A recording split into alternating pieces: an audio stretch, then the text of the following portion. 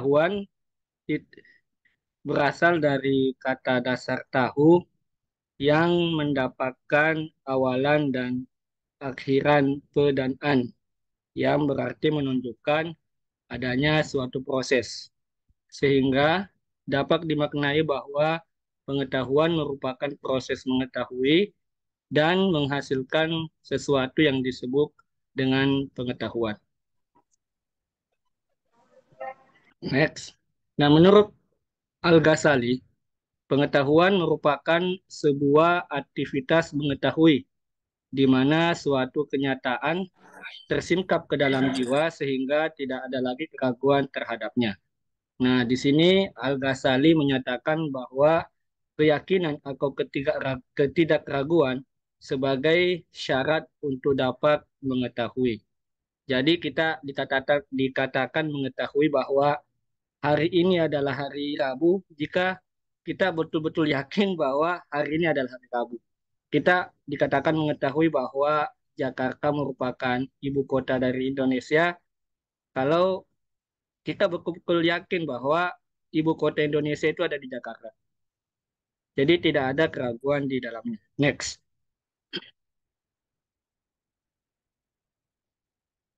Nah, pengetahuan itu sendiri merupakan sesuatu yang niscaya adanya dalam diri manusia. Keberadaannya berasal dari kecenderungan psikis yang dimiliki oleh manusia berupa kodrat atau rasa ingin tahu. Rasa ingin tahu ini bersumber dari kehendak atau kemauan manusia atau dalam bahasa Al-Ghazali disebut sebagai nafsu.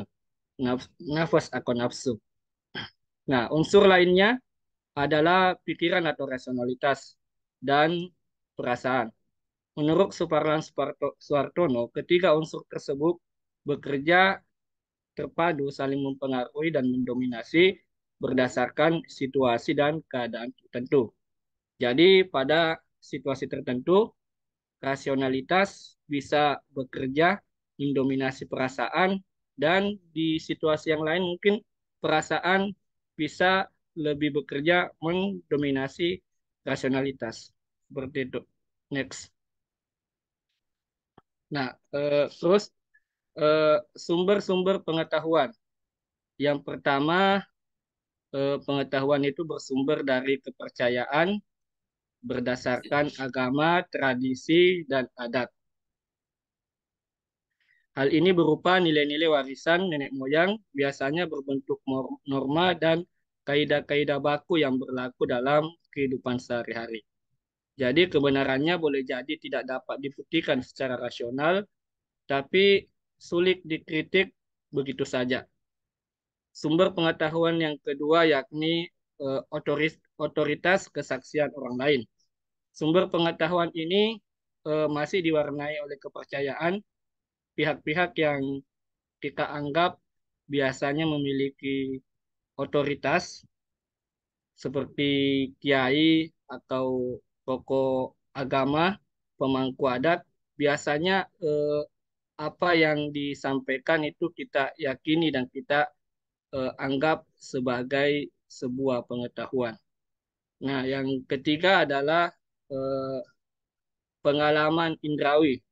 Nah, kita semua tahu bahwa dengan menggunakan panca indera, kita bisa mengetahui bentuk gunung itu seperti apa.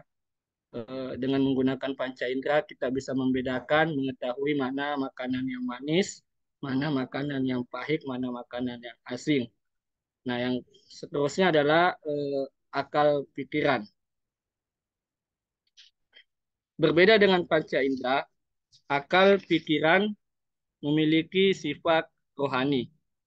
Lingkupnya atau kemampuannya melebihi dari panca indera dan menembus batas-batas fisik sampai pada hal yang bersifat metafisik.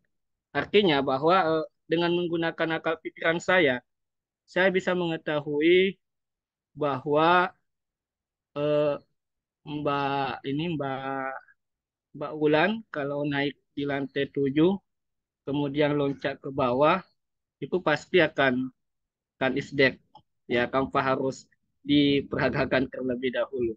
Makanya di sini akal disebut juga sebagai bagian dari sumber pengetahuan. Dan yang ketiga adalah intuisi. Nah, sumber ini berupa gerak hati yang paling dalam, sifatnya spiritual.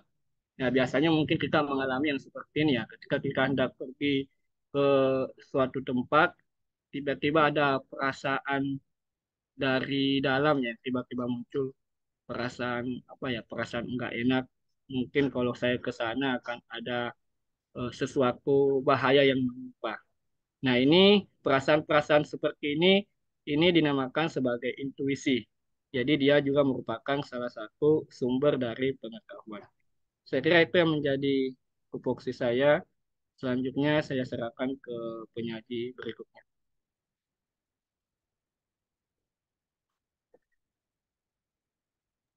Ya, baik. Saya akan melanjutkan yang disampaikan oleh Mas Azhar untuk bagian saya sendiri yaitu cara memperoleh pengetahuan. Ya.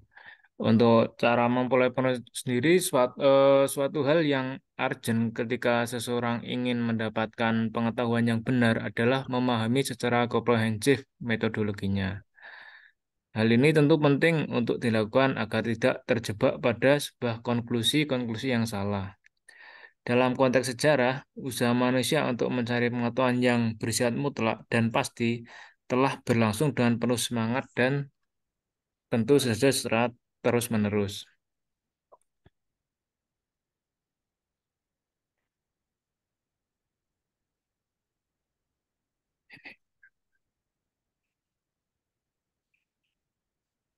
Kemudian cara memperoleh pengetahuan sendiri ada secara ilmiah dan non-ilmiah.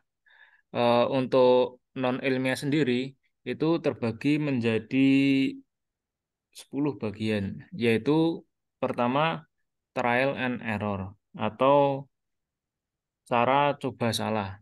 Jadi dia di sini maksudnya adalah cara ini dilakukan dengan menggunakan beberapa kemungkinan dalam memecahkan masalah. Dan apabila kemungkinan tersebut tidak berhasil, maka dicoba kemungkinan yang lain. Apabila kemungkinan kedua ini gagal pula, maka dicoba kemungkinan ketiga. Dan apabila kemungkinan ketiga gagal lagi, bisa dengan kemungkinan keempat dan seterusnya sampai dia benar-benar berhasil atau dapat dipecahkan. Yang kedua sendiri dengan cara kebetulan. Cara kebetulan di sini dimaksudkan penemuan kebenaran secara kebetulan terjadi karena tidak disengaja oleh orang yang bersangkutan. Yang C atau yang ketiga itu cara kekuasaan atau otoritas. Sumber pengetahuan cara ini dapat berupa pemimpin-pemimpin masyarakat, baik formal maupun informal, para pemuka agama, pemegang pemerintah, dan sebagainya. Dengan kata lain, pengetahuan ini diperoleh berdasarkan pada pemegang otoritas, yakni orang yang mempunyai wibawa atau dia kekuasaan, baik tradisi, otoritas pemerintah maupun otoritas pemerintah agama. Prinsip inilah yang orang lain mungkin menerima pendapat yang dikemukakan oleh orang yang mempunyai otoritas tanpa terlebih dahulu menguji atau membuktikan kebenarannya, baik berdasarkan fakta empiris ataupun berdasarkan pendapat sendiri. Yang kedua itu berdasarkan pengalaman pribadi. Pengalaman pribadi itu dapat digunakan sebagai upaya memperoleh pengetahuan. Hal ini dilakukan dengan cara mengulang kembali pengalaman yang diperoleh dalam memecahkan permasalahan yang dihadapi pada masa lalu. Yang E yaitu cara akal sehat atau bahasa Inggrisnya common sense. Akal sehat kadang-kadang juga dapat menentukan teori kebenarannya sendiri. Sebelum ilmu pendidikan berkembang, para orang tua zaman dulu agar anaknya mau menuruti nasihat orang tuanya atau agar anak disiplin menggunakan cara hukuman fisik bila anaknya tersebut salah. Ternyata cara menghukum anak ini sampai sekarang berkembang menjadi teori atau kebenaran bahwa hukuman merupakan metode meskipun bukan yang paling baik bagi pendidikan anak-anak. Yang keenam yaitu kebenaran melalui wahyu.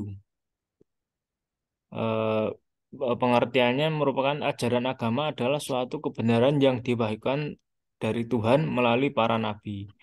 Kebenaran ini harus diterima dan diyakini oleh pengikut-pengikut agama yang bersangkutan, terlepas dari apakah kebenaran tersebut rasional atau tidak, sebab kebenaran ini diterima oleh para nabi adalah sebagai wahyu, bukan karena hasil usaha penalaran atau penyelidikan manusia.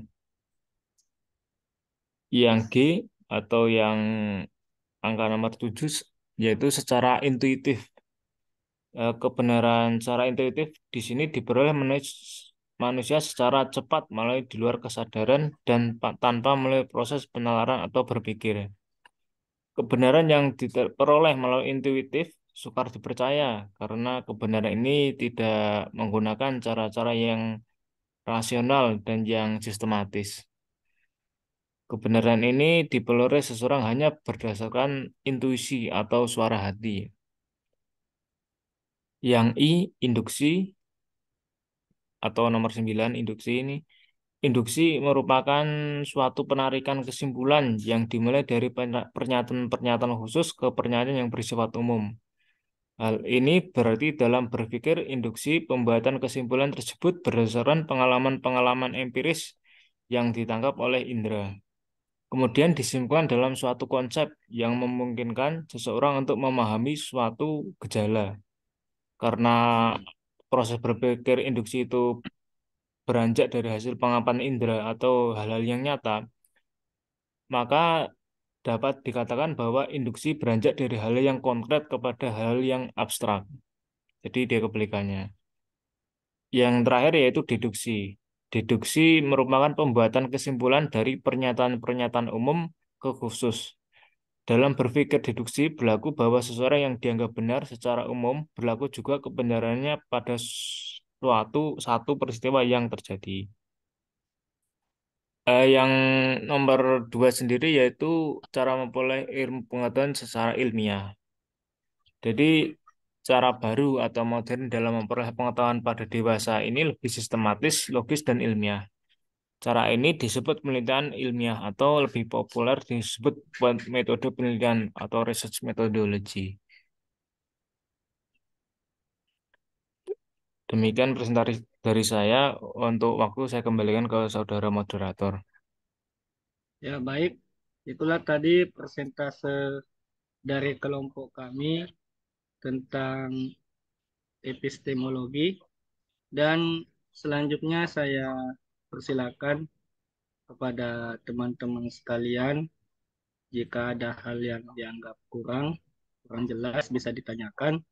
Jika ada hal yang dianggap kurang lengkap, mungkin bisa dikasih masukan dan sarannya.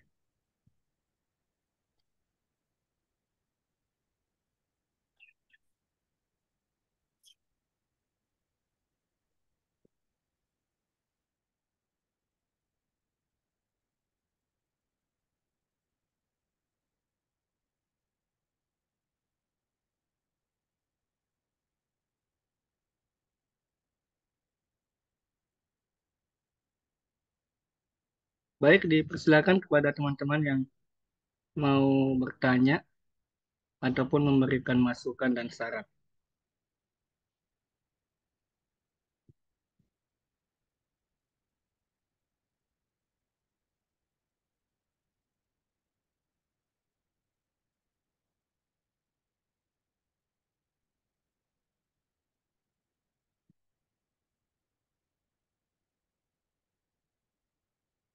Ini yang bertanya enggak ada ya?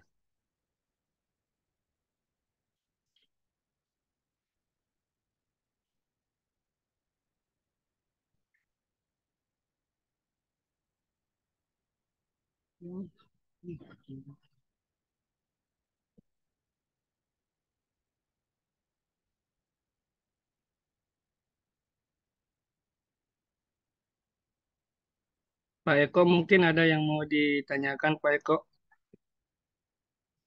atau mungkin Mas Yusuf terkait dengan persentase dari kelompok kami.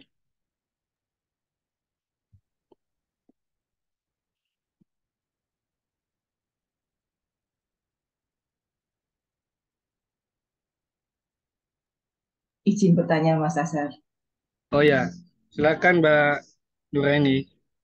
Ya, jadi saya masih belum paham tentang ini yang tadi disampaikan terkait dengan em, sumber pengetahuan yang salah satunya adalah intuisi. Nah, yang disampaikan oleh Mas Azhar tadi, intuisi lebih ke apa namanya perasaan. Nah, bagaimana seseorang misalkan mengandalkan sebuah perasaan atau kata hati itu bisa dianggap sebagai sumber pengetahuan, bukannya sumber pengetahuan itu adalah apa yang dilihat mungkin dari pengalaman indrawi, apa yang bisa dinalar, atau tadi ada kepercayaan dari adat istiadat atau agama, ada pengetahuan dari kesaksian orang lain. Nah, satu poin di intuisi ini saya masih belum paham tadi yang disampaikan atau yang dipaparkan oleh Mas Azhar, bagaimana intuisi ini bisa menjadi salah satu dari sumber pengetahuan. Terima kasih Mas Azhar. Oke, Mbak Eni. Aku sumber pengetahuan. Ya, saya persilakan kepada teman-teman yang lain. Kembali kelompok kami mendiskusikan jawaban dari Pak Eni. Mungkin ada yang mau bertanya. Ya, permisi Mas Azhar. Oh ya, Pak Eko, silahkan. Eh, Terima kasih atas kesempatannya. Tadi dipaparkan oleh rekan-rekan terkait cara-cara untuk mendapatkan ilmu pengetahuan. Nah, tadi saya simak ada salah satunya adalah trial and error. Eh, di saya masih bimbang ya terkait dengan trial and error. Mungkin di lapangan terkait dengan karena saya dunia teknik banyak sekali eh, mungkin ada pepatah mengatakan experience is the best teacher. Nah, di mana salah satunya adalah dengan melakukan percobaan-percobaan yang sifatnya adalah trial and error. Pertanyaan saya cuma sederhana, Mas Azhar. Seberapa validkah hasil trial and error itu, khususnya eh, di masyarakat awam, terkait dengan eh, pengembangan ilmu pengetahuan yang sudah ya mungkin yang sudah berlangsung. Contohnya seperti ini. Ketika ada seorang mekanik yang tidak sekolah karena dia dia mungkin terbiasa dengan itu, kemudian melakukan trial and error, kemudian dia menemukan suatu metode yang mungkin kalau disandingkan dengan prosedur yang betul, misalkan dari pabrikan itu jauh sekali pergeserannya. Yang satu mungkin dari pabrikan konsepnya A, sedangkan yang hasil trial and error itu konsepnya B.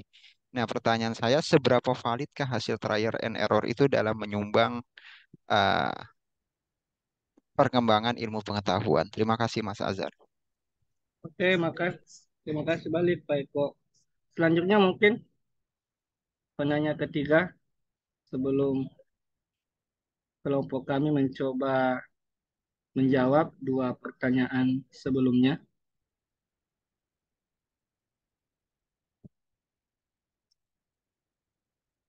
Loh. Halo, Assalamualaikum. Izin, Mas Ya, Azhar. silakan Mas Yusuf. Ya, terima kasih kesempatannya. Mungkin ada beberapa pertanyaan dua ya terkait dengan cara memperoleh ilmu pengetahuan. Yang pertama, di slide tadi ada tentang rasa ingin tahu ya.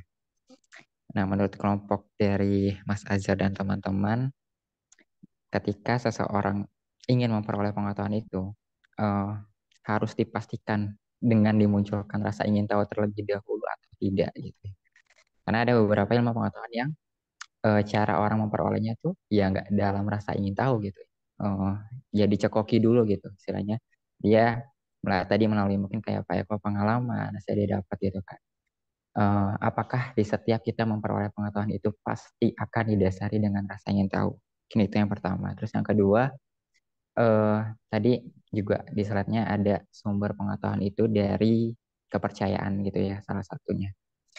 Nah, yang ingin saya tanyakan adalah sampai sejauh mana kita menganggap sebuah ilmu pengetahuan itu yang valid apabila sumbernya dari kepercayaan yang sudah di apa ya, dipercaya oleh satu daerah atau satu apa ya, kelompok tertentu sebagai sebuah ilmu pengetahuan. Mungkin itu ya, Mas Aja. Terima kasih. Oke, makasih Mas Yusuf atas pertanyaannya. Jadi ada 3 pertanyaan yang dialamatkan ke kelompok kami. Yang pertama tadi dari Mbak Eni terkait dengan bagaimana intuisi bisa menjadi salah satu dari sumber pengetahuan. Terus pertanyaan kedua dari Pak Iko yang tadi mempermasalahkan mengenai metode trial and error. Seberapa validkah hasil trial and error dalam menyumbang pengetahuan? Kemudian ada pertanyaan dari Mas Yusuf terkait dengan rasa ingin tahu. Apakah setiap pengetahuan yang ingin kita dapatkan itu harus didasari oleh rasa ingin tahu? Terus pertanyaan kedua itu sampai sejauh mana kepercayaan ini bisa diyakini kevalidannya. Baik, untuk pertanyaan pertama dari Mbak Eni mengenai bagaimana intuisi bisa menjadi eh, salah satu dari sumber pengetahuan ya. Di sini menurut eh, bukunya Prof. Suparlan memang ya eh, intuisi ini merupakan sebuah gerak batin yang paling dalam. Jadi dia bersifat spiritual me- di luar dari sifatnya irasional ya. Dia dia dia eh, ini ya sesuatu yang memang sulit dijelaskan dengan akal pikiran, tapi biasanya muncul. Biasanya kita ketika hendak bepergian ya, kadang ada firasat, firasat tidak enak ya. Kadang kita mau mencari tahu ini firasat ini muncul karena apa ya? Biasanya tiba-tiba saja muncul firasat yang tidak enak. Nah, kita baru tahu jawabannya. Biasanya setelah kejadian besoknya mungkin, ternyata di tempat yang kita hendak tuju itu terjadi bencana alam. Contohnya ya, contohnya Mbak ya. Mungkin beberapa dari kita mungkin biasanya mengalami hal yang seperti itu. Memang sifatnya irasional di luar dari nalar dan pengalaman manusia. Dia muncul begitu saja, makanya dikatakan sebagai pengetahuan intuitif. Mungkin seperti itu Mbak Eni yang saya pahami. Jika ada teman yang berpandangan lain, eh, silahkan untuk memberikan tambahan terkait mengenai intuisi ini. Baik, saya mencoba menambahkan jawaban dari Mas Azhar tadi tentang intuisi ya. Intuisi ini kan memang dimiliki setiap orang, tapi tuh beda-beda gitu loh. Ada yang intuisinya kuat, yaitu dilatih bisa dengan cara membaca atau sering berkomunikasi dengan orang lain atau keluar lingkungan, sehingga intuisi itu tiba-tiba muncul gitu. Begitu Bu Nur Airi. Mungkin sudah Ya, itu tadi cukup atau belum? Ya, berarti Pak artinya Dapat tidak sedikit semua orang, ya, mau. sedikit menambahkan dari Mbak Nana untuk intuisi sendiri kan untuk kata lainnya itu yaitu eh, ini apa suara hati gitu ya. Jadi intuisi itu emang kebenarannya itu tidak bisa mutlak 100% benar gitu. Jadi kenapa ini masuk ke cara mulai ilmu pengetahuan karena dia di sini memang eh, bisa masuk ke ilmu cara memperoleh ilmu pengetahuan tapi dia itu sifatnya tidak mutlak. Misalnya contohnya saat ada awan, oh ini mau hujan ini ya itu bisa iya bisa tidak. Jadi memang dia sifatnya itu eh, elastis gitu, tidak elitis, tidak pasti, tapi termasuk juga merupakan sumber untuk memperoleh pengetahuan. Atau kita contohnya saat naik motor gitu. Saat naik motor kita eh, secara intuisif atau secara hati aja gitu kita mau kanan ke kiri, mau ngerem itu secara tiba-tiba atau pikiran yang tiba-tiba tidak perlu kita mengukur jalannya berapa meter atau kecepatannya berapa gitu. Jadi spontanitas seperti itu. Mungkin seperti itu. Ya, baik. Jadi Ya, artinya di sini intuisi hanya sebagai pelengkap ya, untuk pelengkap pengetahuan rasional atau indrawi, bukan satu-satunya apa sumber utama, atau maaf, bukan jadi sumber pengetahuan yang utama, karena tadi disampaikan hanya, jadi kalau kita memandang sesuatu kejadian, intuisi hanya apa namanya, berperan sebagai ini, kalau ada kejadian seperti ini kemungkinan akan menjadi seperti ini. Artinya ini hanya sebagai pelengkap dari pengetahuan rasional. Apa seperti itu, teman-teman? Iya, Ibu. ya, Betul seperti itu. Ya. Baik, ya terima seperti itu kasih. Pak ini. Dia sifatnya irasional, sulit dijelaskan dengan akal pikiran. Karena datangnya kadang tiba-tiba ya. Mungkin salah satu bentuk ini bentuk kasih sayang Tuhan kepada kita yang ingin melindungi kita dari bahaya ya. Tiba-tiba ini kita dikasih firasat nggak enak atau tiba-tiba ada perasaan yang ini yang mengganggu sehingga mempengaruhi kita dalam mengambil sebuah keputusan. Itu menurut saya, Mbak. Terus pertanyaan selanjutnya dari Pak Eko,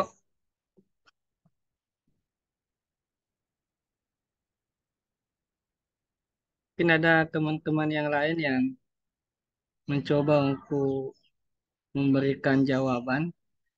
Sini ada Mbak Ulan, ada Mbak Nana ya. Halo Mbak Nana,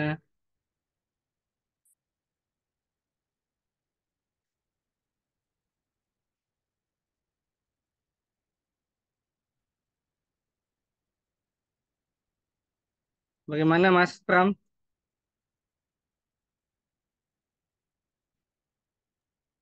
Ya mungkin sedikit menjawab apa yang dipertanyakan oleh Mas Eko. Untuk pertanyaan sendiri, bagaimana atau seberapa validkah untuk metode trial and error untuk suatu kebenaran dalam suatu apa dalam suatu cara untuk memecahkan masalah. Jadi eh, jadi kan kadang kalau kita tidak mencoba itu kadang kita merasa takut gitu ya, merasa takut apakah hasilnya sesuai yang kita harapkan. Nah, makanya untuk mengatasi hal tersebut itu kita trial and error itu sebanyak mungkin, sebisa mungkin, semampu mungkin gitu, sampai dia benar-benar berhasil. Untuk pertanyaan sendiri seberapa validkah trial and error itu tergantung dari metode atau cara seseorang untuk untuk mencoba mencoba hal-hal yang digunakan untuk hal itu berhasil gitu seperti itu.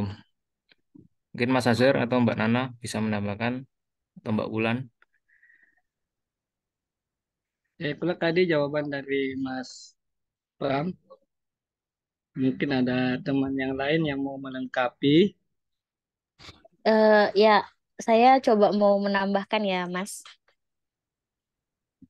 Kalau untuk tadi Pak Eko ada menyinggung bagaimana kalau seorang mekanik yang tidak mendapatkan pendidikan. Sebetulnya kalau untuk trial dan error itu memang kalau untuk orang yang tidak memiliki pendidikan itu sebenarnya cocok karena dia bisa belajar dari kesalahannya lalu bisa memperbaiki gitu kan.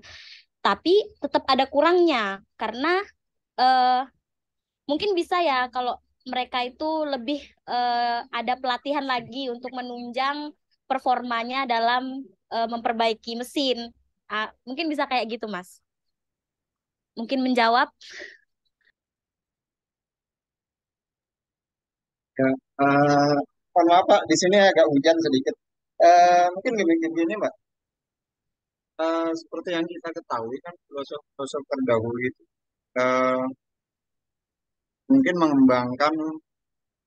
sudah mengembangkan semacam metode untuk eh, mencari jawaban tentang segala sesuatu. Nah, tentunya kita tahu juga bahwa salah satu metode trial and error itu mungkin banyak banyak kerugiannya ketimbang kebermanfaatannya. Nah, contoh seperti ini. Ketika metode trial and error digunakan untuk metode misalkan di kedokteran, tentunya itu tidak diizinkan, ya tidak diizinkan atau sangat sangat dihindari. Eh, ada kasus seperti ini, Mbak, contohnya. Ketika hasil eh, penemuan atau yang didasarkan trial and error itu tidak sejalan dengan eh, teori yang dikembangkan. Makanya itu sangat sering terjadi sangat sering terjadi. Jadi hasil trial and error mengatakan ini nggak masalah, tapi ketika disandingkan dengan teori-teori sesuatu yang berdasarkan hasil penelitian itu sangat jauh menyimpang. Makanya ada sebuah pertanyaan, seberapa validkah hasil trial and error itu terhadap pengetahuan yang dihasilkan? Mungkin seperti mohon tanggapannya.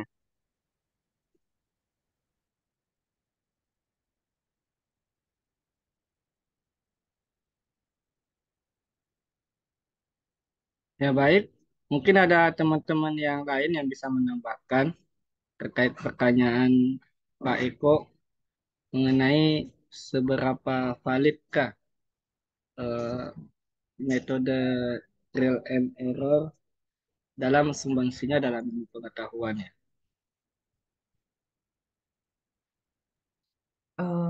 Mungkin Pak Eko bisa spesifik pengalaman Pak Ekonya karena trial and error ini kan luas sekali ya. Mungkin yang Pak Eko maksud itu pengalaman seperti apa boleh diceritakan mungkin Pak Eko. Jadi kita bisa mengikuti alur pemikiran Pak Eko dulu gitu.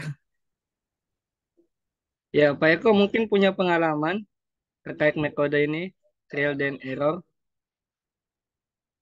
Eh, ya Mbak, mungkin gini Mbak ya.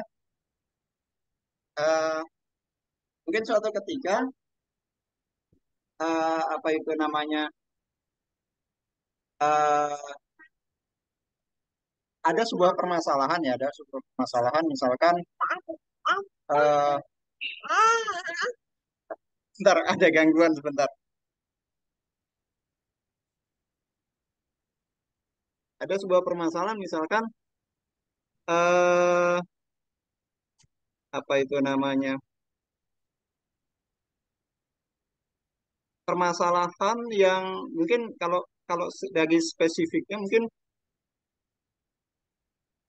sebuah apa ya? Saya punya kendaraan misalkan eh mengalami kerusakan. Nah, saya pakai misalkan metode-metode yang diajarkan oleh misalkan di workshop manualnya atau di buku manualnya atau di pedoman reparasinya. Ternyata itu tidak berhasil.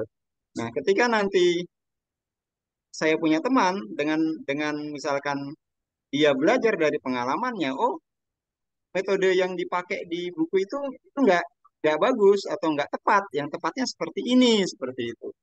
Nah, kasusnya kurang lebih seperti itu.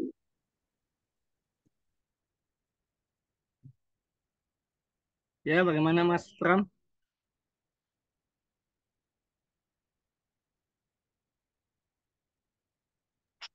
Baik, coba saya coba kasih ini aja ya. Contoh yang penemu lampu itu Thomas Alva Edison. Dia kan mencoba hingga 1.000 kali. Itu baru bisa dikatakan valid untuk mendapatkan sebuah pengetahuan itu untuk berulang-ulang begitu. Kalau misalkan yang Pak Eko tadi bilang eh, itu kan pengetahuannya kan apa ya?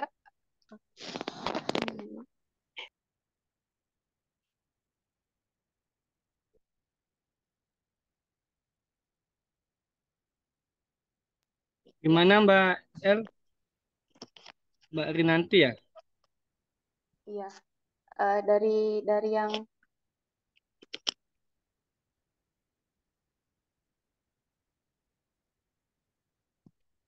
Ya silakan dari Mbak. yang iya, dari yang Alpha Edison itu kan dari prosesnya itu kita bisa mendapatkan beberapa pengetahuan baru. Meskipun ujungnya kita nggak pernah tahu apakah itu berhasil atau enggak, begitu.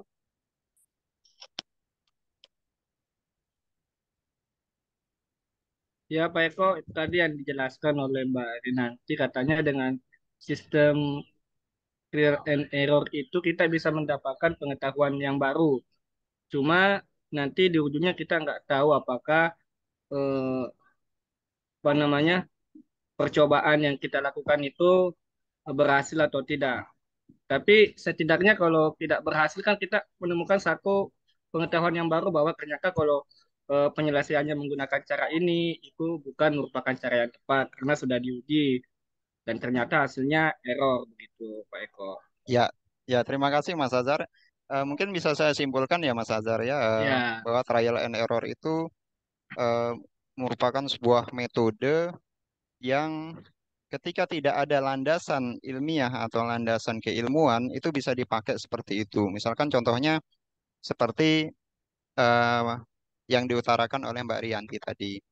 Kemudian eh, salah satu hasanah keilmuan eh, adalah yang seperti itu tadi, experience is the best teacher. Jadi pengalaman yang didapatkan itu adalah guru yang terbaik. Ya, mungkin dari beberapa hasil trial and error tadi itu bisa kita pilah-pilah metode mana yang paling tepat untuk menyelesaikan sebuah masalah. Nah, dari beberapa kali percobaan atau beberapa kali eh, tangga apa itu penyelesaian tadi mungkin bisa disimpulkan ada misalkan ada 10 metode misalnya mungkin metode B atau metode A itu yang paling efektif untuk menyelesaikan masalah tertentu dan itu mungkin bisa bisa didokumentasikan untuk hasil apa pengembangan keilmuan selanjutnya. Mungkin kalau yang saya tangkap seperti itu Mas Ajar. Terima kasih. oke berarti kelar ya Pak Eko ya. Ya, siap kelar. Oke, dan selanjutnya kita beralih ke pertanyaan dari Mas Yusuf ini. Apakah pengetahuan itu selalu didasari oleh rasa ingin tahu? Nah, sebelum saya mencoba menjawab, mungkin ada teman-teman yang lain yang mau memberikan jawaban.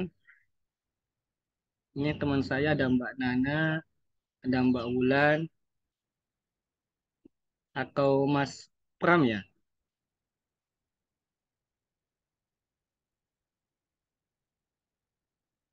Yuk,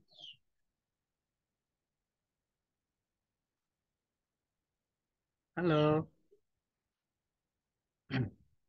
Baik, kalau memang nggak ada yang menjawab, ya saya coba ini ya, saya coba menjawab berdasarkan apa yang saya pahami ya. Memang salah satu kecenderungan ya, kecenderungan yang dimiliki oleh manusia itu adalah rasa ingin tahu. Dan itu bersumber dari ini, dari kehendak atau kemauan yang dimiliki oleh manusia, atau nafs ya dalam bahasanya. Iman Al-Ghazali itu nafs kalau saya nggak salah ya. Dan apakah memang pengetahuan itu selamanya harus diawali dari rasa ingin tahu ya? Tidak juga, tidak, tidak juga. Karena kan kita tahu bahwa ada juga pengetahuan yang sifatnya intuitif yang tiba-tiba muncul begitu saja ya. Eh, tapi memang rasa ingin tahu ini mendorong kita untuk apa ya, mendalami ilmu pengetahuan itu lebih dalam ya, dan itu merupakan sesuatu yang bisa menghasilkan peradaban seperti sekarang ini kan. Seandainya manusia tidak punya rasa ingin tahu ya mungkin masih hidup seperti di zaman batu, pakaiannya pakai apa ya? Pakai apa namanya nih? Pakai dedaunan ya. Itu salah satunya. Tapi apakah mutlak harus rasa ingin tahu ya? Saya pikir tidak juga. Ibaratnya begini ya, apakah kalau orang makan itu harus lapar dulu? Ya saya bilang nggak harus sabar dulu untuk makan kan. Mungkin itu analogi sederhana yang bisa saya ini berikan. Mungkin ada teman yang lain yang mau menanggapi.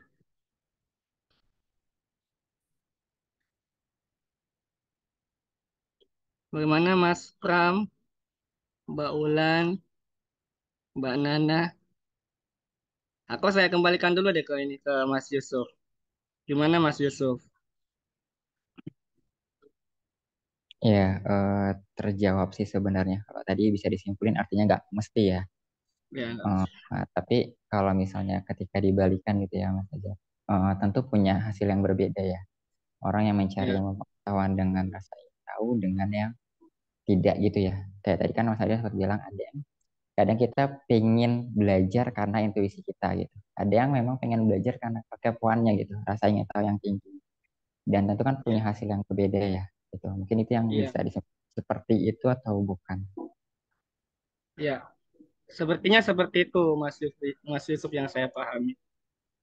Terus Ya, pertanyaan kedua dari Mas Yusuf, sampai sejauh mana sih kepercayaan itu dapat kita yakini sebagai sesuatu yang valid? Ya kita lihat dulu dari konteksnya seperti apa ya. Kan ada memang kepercayaan yang sifatnya mitos. Ya seperti contoh mungkin di kampung saya itu dulu biasanya ada kepercayaan kalau ada suara gagak bunyi di rumah itu berarti ada orang yang meninggal ya. Ya, itu mungkin sebuah kepercayaan yang agak sulit diterima secara akal sehat. Hubungannya antara suara gagak dengan orang yang meninggal? Mungkin seperti itu. Terus biasanya kan kalau di Jogja itu biasa ada kepercayaan katanya kalau orang pakai baju hijau mandi di laut laut apa itu yang identik dengan Nyi Roro Kidul ya. Itu katanya mau ingin di potensi untuk untuk diambil sama Nyi Roro Kidul. Ya saya kira kepercayaan-kepercayaan seperti itu sih apa ya eh, secara akal sehat agak sulit diterima ya karena memang eh, penjelasan rasionalnya tidak tidak nemu.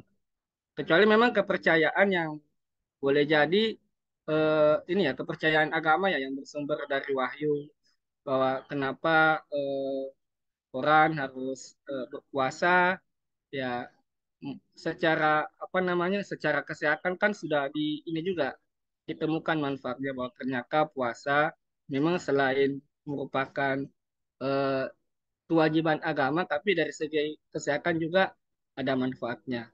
Mungkin seperti itu dari saya Mas Yusuf. Atas ketidaklengkapannya mungkin ada teman-teman yang lain yang bisa melengkapi.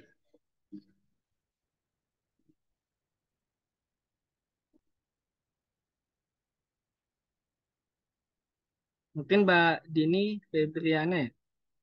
Dari tadi saya lihat mau menjawab itu.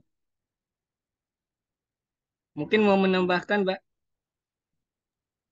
Nyimak aja dulu ya Mas ya.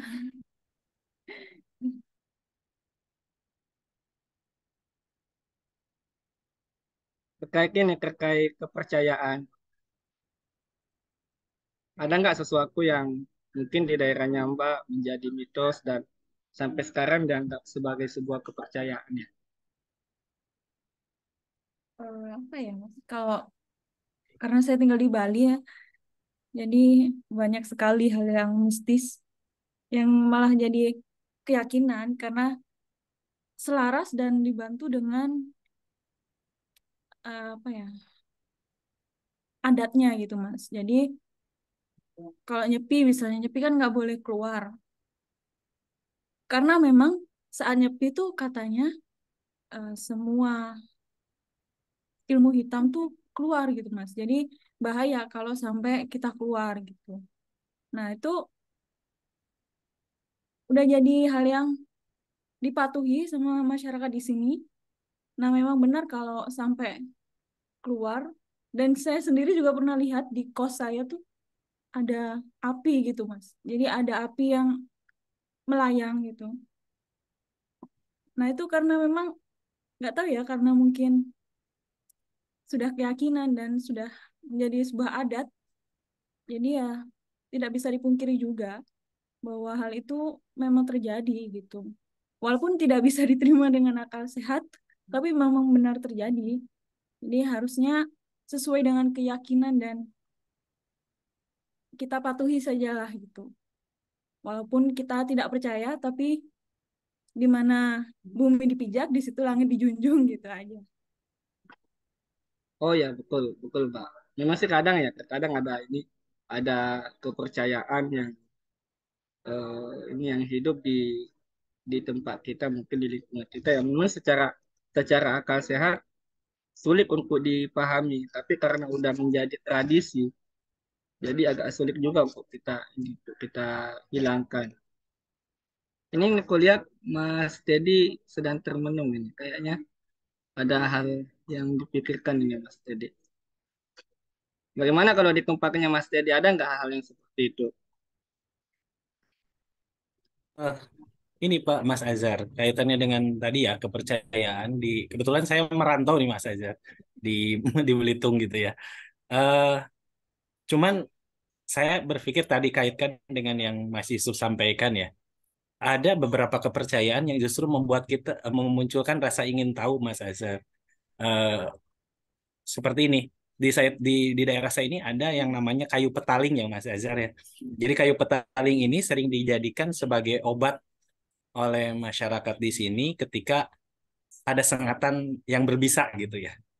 Ah, itu keyakinan mereka bahkan tapi si kayu ini kalau digunakan di daerahnya sendiri itu malah nggak berkhasiat. Semakin jauh kayu ini dibawa keluar gitu, khasiatnya semakin besar. Cara pakainya hanya kayu ini direndam di dalam air panas, kemudian dibiarkan beberapa lama. Setelah itu airnya diminum. Nah, saya sebagai orang yang berpikir ilmiah gitu ya Mas Azhar, justru kepikirannya ini bukan bukan sebatas hanya sebuah kepercayaan gitu ya, tetapi ini juga harus dibuktikan secara rasional gitu ya. Ada apa sih sebetulnya di dalam kayu petaling ini gitu. Nah ini mungkin yang tadi dikaitkan sebuah kepercayaan yang menimbulkan rasa ingin tahu dan mencoba ingin ingin menggali ada apa sih gitu ya. Karena beberapa kasus juga mungkin di awal sudah di awal jauh sudah ketemu gitu ya.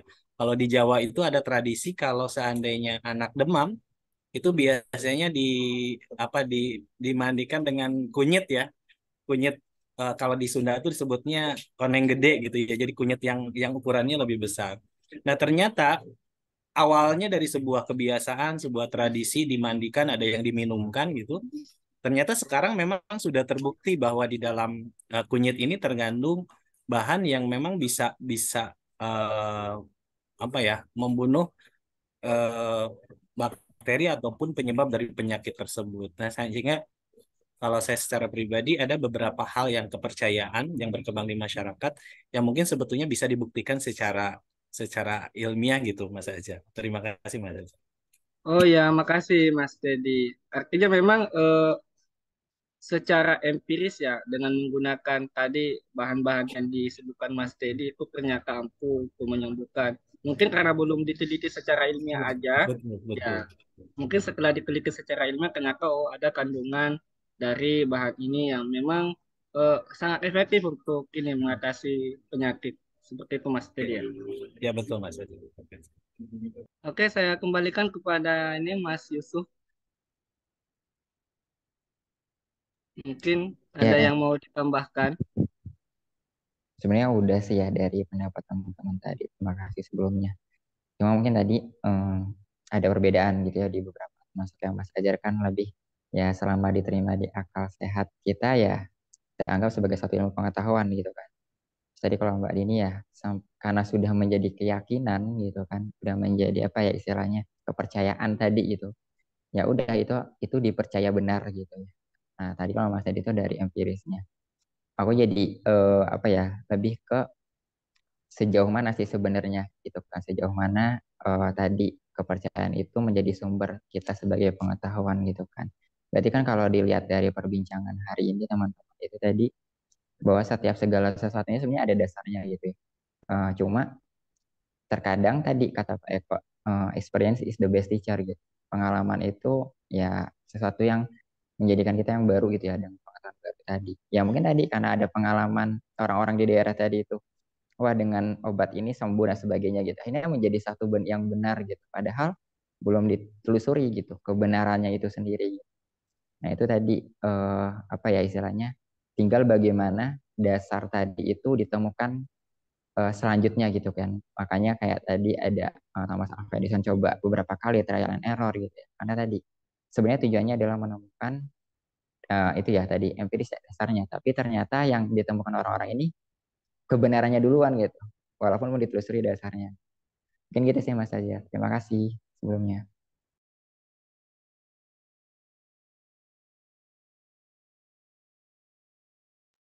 Masih mute, Mas Azhar. Maaf, Mas. Ya, saya kira clear ya untuk pertanyaan dari Mas Yusuf. Untuk selanjutnya mungkin ada teman-teman yang mau memberikan tambahan, masukan, atau saran terkait materi yang telah kami sajikan. Itu saya kembali persilahkan. Tapi jika memang sudah tidak ada masukan dan saran, saya kembalikan kepada Pak Bowo. Mungkin kiranya ada hal-hal yang perlu diluruskan dari penjelasan dan pemahaman kami mengenai sumber-sumber pengetahuan.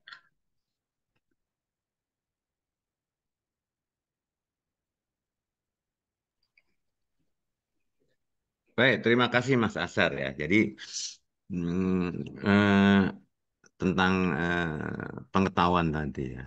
Memang kalau trial and error itu kan kalau di Jawa ya, itu atau konsep pendidikannya Ki Hajar Dewantara itu ada yang disebut namanya niteni ya. Niteni itu kan berulang, berulang, berulang, berulang itu niteni. Juga apakah semua itu dari rasa ingin tahu? Pengetahuan itu bersumber dari iya sih, tetapi juga ada bahwa kalau Anda saya pernah ada tulisan di jurnal ya bagus sekali yang menjelaskan tentang teknologi sederhana dengan ilmu pengetahuan.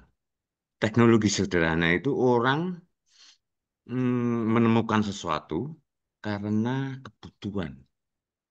Pada zaman batu orang bikin tiba-tiba untuk supaya lebih nganu bisa ada pisau dari batu dan sebagainya. Itu sebenarnya tidak ada kaitannya dengan ilmu pengetahuan. Tapi itu adalah kebutuhan untuk memenuhi survival, untuk dapat bertahan hidup. Ya. Tetapi sekarang ini sudah sangat berimpit antara ilmu pengetahuan dan teknologi.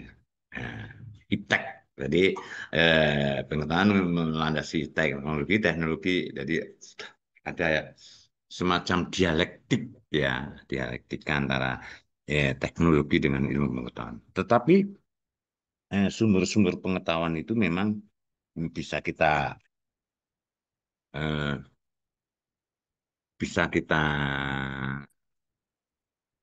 apa ya kita sebenarnya memang berasal dari rasa ingin tahu memang itu sudah pasti tetapi juga berasal dari kebutuhan ya. Kemudian kalau ada trial and error yang tadi terjadi agak perdebatan lumayan tadi itu sebenarnya kan ada pengetahuan yang didapat diperoleh dari eksperimentasi terus menerus pada akhirnya sempurna termasuk ketika siapa tadi yang menemukan bola lampu itu Thomas Edison ya. Nah, itu kan dia mengadakan eksperimentasi pada akhirnya sempurna. Nah, tetapi untuk menjelaskan ini sebenarnya Anda harus memahami yang disebut sebagai paradigma. Nah, itu loh. Maka saya selalu kok Anda tidak membahas tentang paradigma sih, karena paradigma itu sebenarnya adalah lembar-lembar dari keilmuan ataupun semacam apa ya rambu-rambu ini karena ada dua tentang ilmu alam dan ilmu sosial. Kalau ilmu alam ada rambu-rambunya seperti ini lah. Itu sudah ada di dalam yang disebut sebagai paradigma. Nah, sekarang seperti sebagai contoh bahwa dulu itu pengajaran atau pembelajaran itu sifatnya selalu luring. Ya.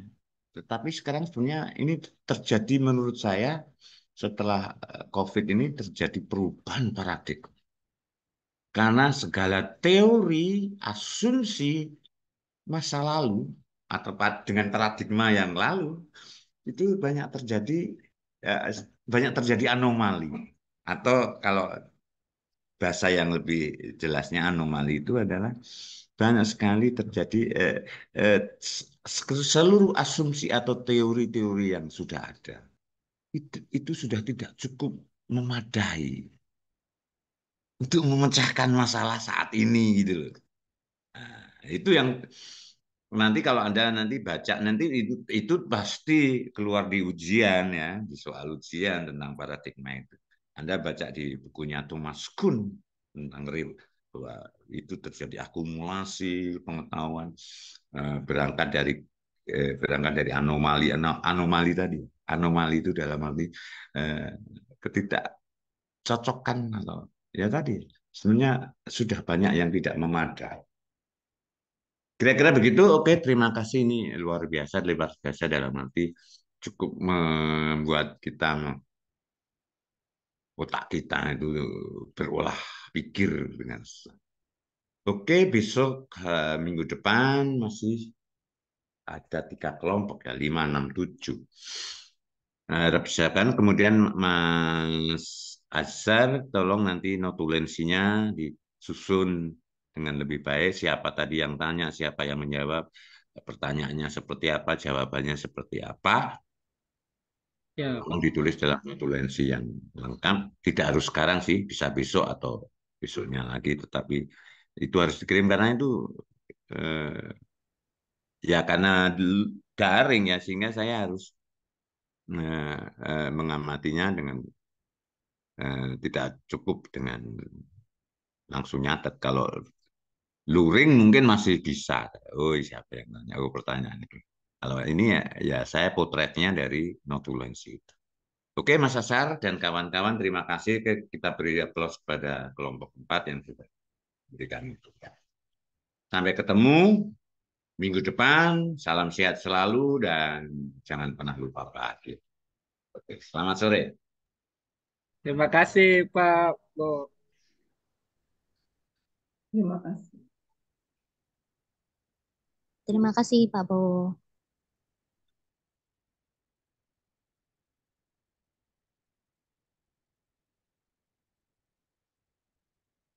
Terima kasih teman-teman dan berpartisipasi.